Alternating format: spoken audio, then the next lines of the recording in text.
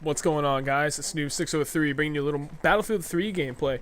I actually had this one just kind of hanging out in my hard drive here, not doing anything, and I realized that I didn't have it in me to commentate over Modern Warfare 3 because really there's nothing I can add to it at this moment that hasn't already been said between myself or Fake Filler. So I was like, you know what, I'll do some Battlefield 3 commentary because I have some things to say about this, and they're all positive. What you're watching is we're playing Conquest on Seine Crossing. I have no idea how to pronounce that first word, so we're gonna go with Seine Crossing just because that's what I felt like saying. Dude, I gotta tell you, playing this map, it is really easy to spawn trap. This game in particular, we're running with a really strong squad. Two of the other people in our team, there's myself and Fake Filler, and then Tony the Tiger. Why not the Tiger with his triple RPG? I don't know if you just noticed it up in the upper right corner there with his kill feed. And then our other buddy, Arcunio. Both really good commentators, really good players. So, I don't even know what had happened. It's been a while since I've played it now. I don't remember when this game happened, but we just got in and we were able to cap, D and then moved up to C. Or, sorry, vice versa. C first, then moved back to D, and then we split up. Half the team went over and capped A, and then myself and a couple others went back to B, and then when they were done with A, they came over to help me out on B as well. So, right off the bat, we go with a quad cap.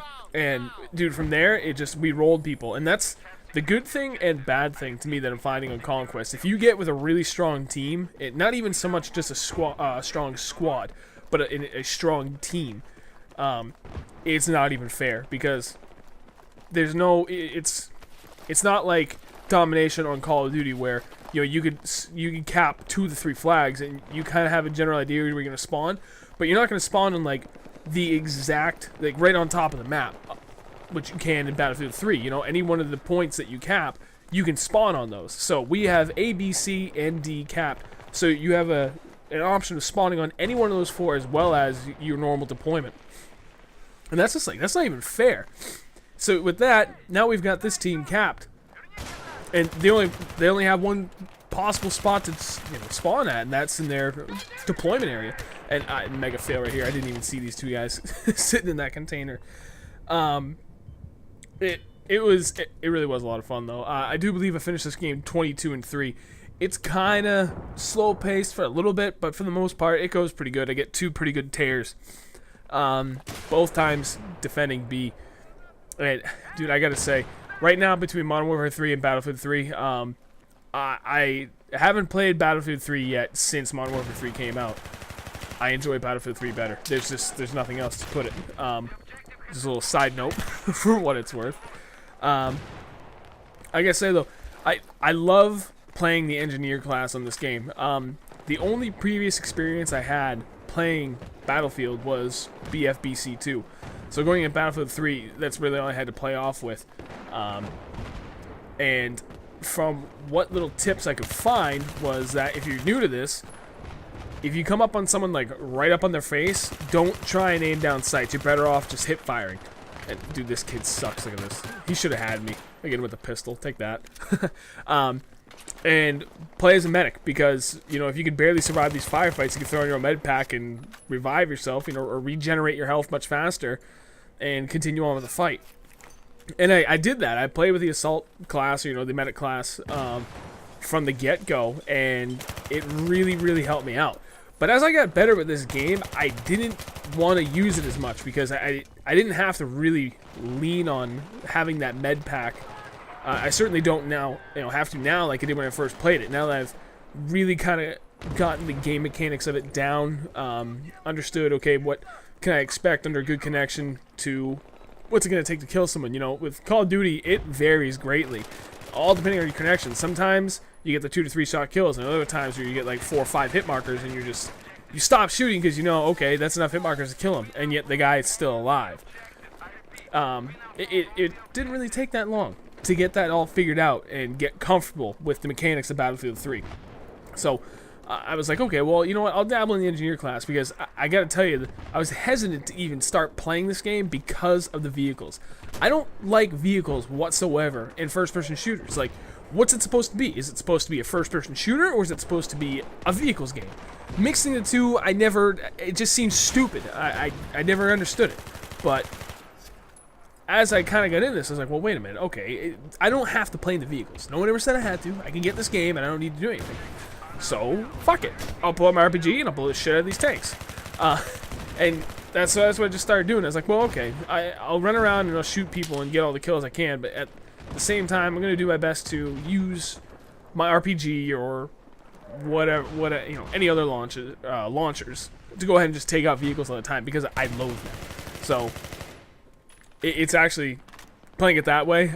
I'm loving the RPG loving the engineer class in general because it is nice to have that option. Like, okay, I don't feel like shooting people.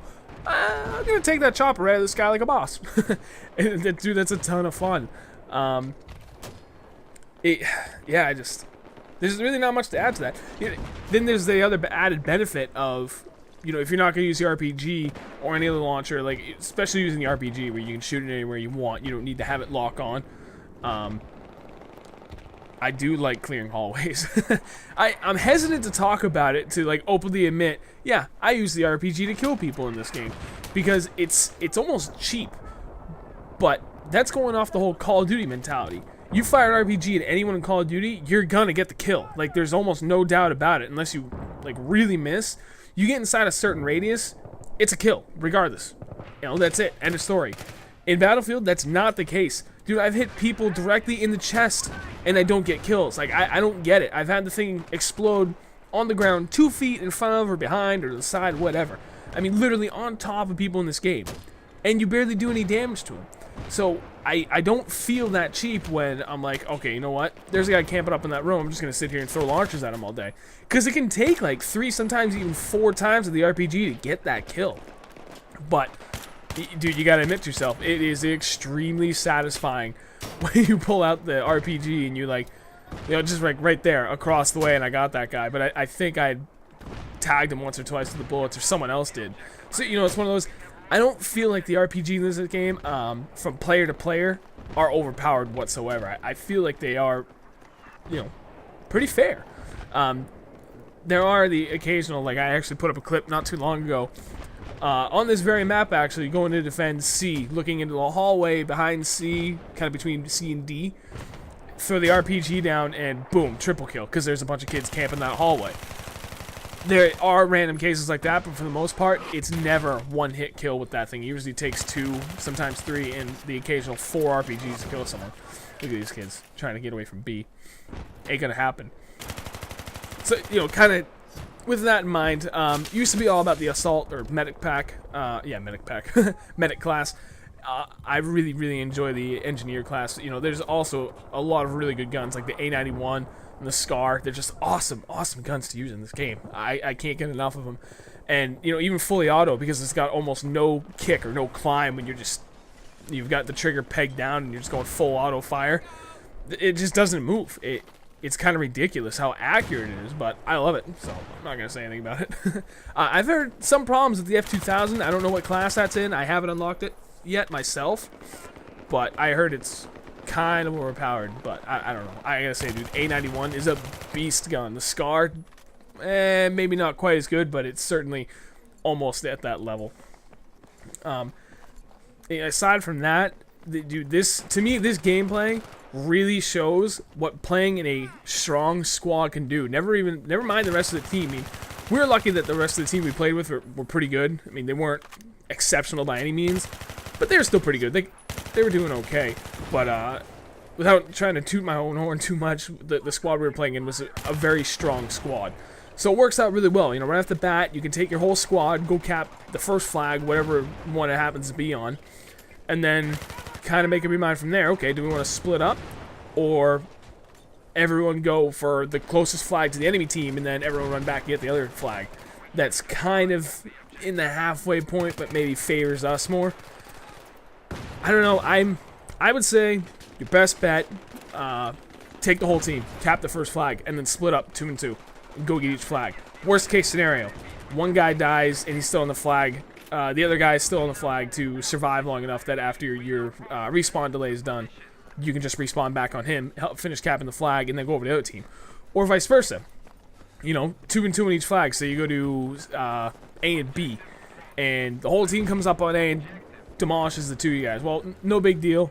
2 of our other teammates are on B, so we can just respawn on them, go pick up that flag, get the points, call it a day. It's, dude, playing with a good squad in this game is key.